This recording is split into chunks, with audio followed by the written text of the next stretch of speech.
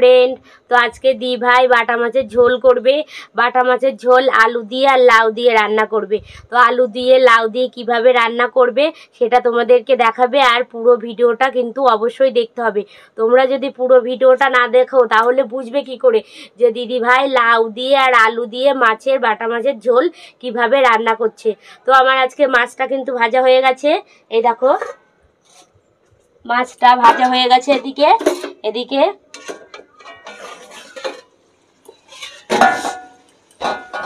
এদিকে এই যে লাউটা অনেক বেশিক্ষণ মানে কষাতে হয়, ওর জন্য কি করেছি আগে আলুটা ভালো করে লাল করে ভেজে নিয়েছি, তারপরে লাউগুলো ছেড়ে দিয়েছি, দিয়ে ঢেকে ঢেকে ঢেকে ঢেকে তারপরে মানে কষাবো। তো এখনো কিন্তু কষানো হয়নি। তেলে পরে জিরে দিয়েছি, জিরে ফোড়ন দিয়েছি, আর হচ্ছে কাঁচা লঙ্কা চিড়ে দিয়েছি।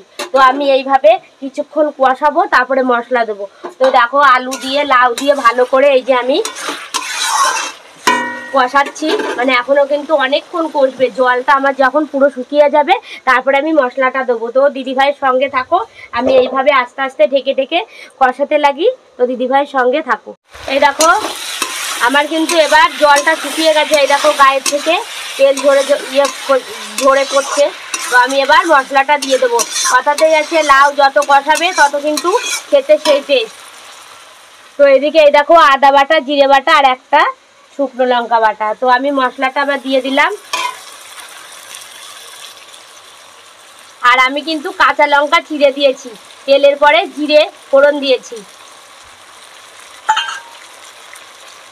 এবার মশলাটা ভালো করে কষিয়ে নেবো এই সঙ্গে লাউয়ের সঙ্গে ভালো করে, আর একটু মশলাটা ভালো করে কষানো হবে, তারপরে আমি জল ঢেলে দেবো। তো যত কষাবে লাউ আলু দিয়ে তত কিন্তু খেতে সেই টেস্ট। তো আমার আর কিছুক্ষণ কষবে, তারপরে আমি জল ঢেলে দেবো। তো আমার এই যে মশলাটা কষানো হয়ে গেছে, আদা বাটা আর আমি শুধুমাত্র জিরে বাটা দিয়েছি কিন্তু, আর লঙ্কা চিড়ে দিয়েছি। তো আমার এই যে লাউ আর আলু ভালো করে কষিয়েছি। দেখো কত সুন্দরভাবে লাউ কিন্তু কষাতেই একদম পুরো মিহি হয়ে গেছে, আর কচি ছিল লাউ যেহেতু। তো আমার মশলাটা কষানো হয়ে গেছে, এবার আমি হালকা গরম জল দিয়ে দিলাম।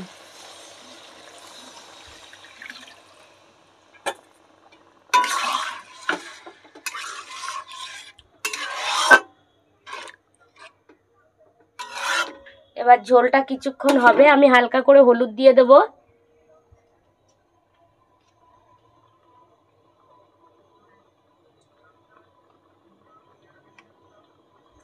পরিমাণ মতন লবণটা আমি আগেই দিয়েছিলাম, লবণটা দিয়েছিলাম জন্য জলটা উঠে গেছিলো বেশি, ওর জন্য কষাতে সময় লেগেছে। তো এবার আমার কিছুক্ষণ ফুটে উঠবে, তারপরে আমি মাছ দিয়ে দেবো। তো আমার ঝোলটা ফুটে উঠেছে। এই দেখো লাউ কত সুন্দর মিহি হয়ে গেছে।